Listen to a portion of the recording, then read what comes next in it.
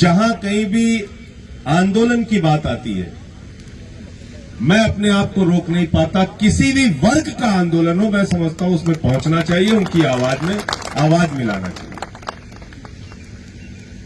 क्योंकि मैंने बहुत पहले जब राजनीति की शुरुआत की तो भारत के प्रख्यात समाजवादी नेता डॉक्टर राम मनोहर लोहिया को पढ़ा, और डॉक्टर लोहिया ने कहा था कि अगर सड़क खामोश हो गई तो संसद आवारा हो जाएगी।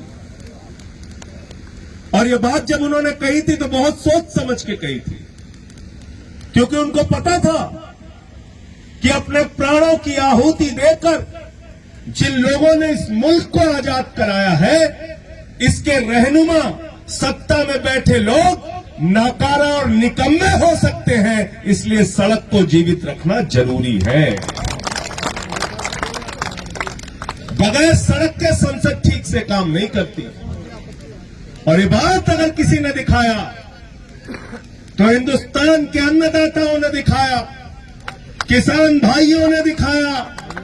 1 2 दिन 4 दिन महीने भर नहीं, पूरे 1 साल तक हिंदुस्तान की सड़कों को गर्म करके बताया कि संसद में बैठे हुए लोगों हमारे सामने झुको और हमारी आवाज को सुनो। आपने मजबूर किया देश के प्रधानमंत्री को, देश की सरकार को। और पता नहीं आपको याद होगा कि नहीं याद होगा, सुखबीर जी उस समय के वीडियो पार्लियामेंट के पड़े होंगे, देख लीजिएगा।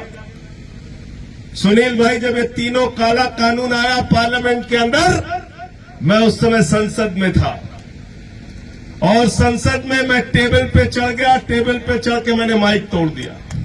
पूरे देश में मेरी आलोचना हुई, कहने लगे संजय सिंह ने माइक तोड़ दिया, मर्यादा पार कर गए। तो मैंने कहा, बेईमानो, अगर तुम देश के अन्नदाताओं की हड्डी तोड़ोगे तो मैं माइक तोड़ूंगा। 750 किसानों ने अपनी शहादत दी है उस आंदोलन में।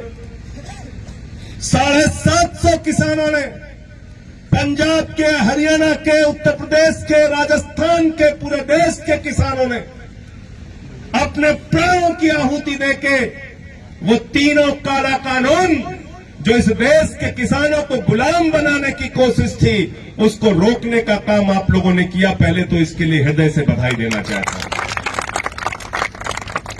और जब जब किसानों की बात आती है, अन्नदाताओं की बात आती है, मैं एक ही बात कहता हूं। मैं कहता हूं, प्रधानमंत्री जी, देश में बैठी हुई सरकारें, ये हमारे सांसद, ये विधायक, ये केंद्रीय मंत्री, ये मुख्यमंत्री, ये जिनका दिया हुआ खाते हैं, वो इस देश के अन्नदाता है। अरे जानवर भी जिसका दिया हुआ खाता है उसके प्रति वफादारी निभाता है। तुम जिसका दिया हुआ खाते हो उसके पीठ में छुरा मारते हो, उसकी जमीनें कब्जा कर लेते हो।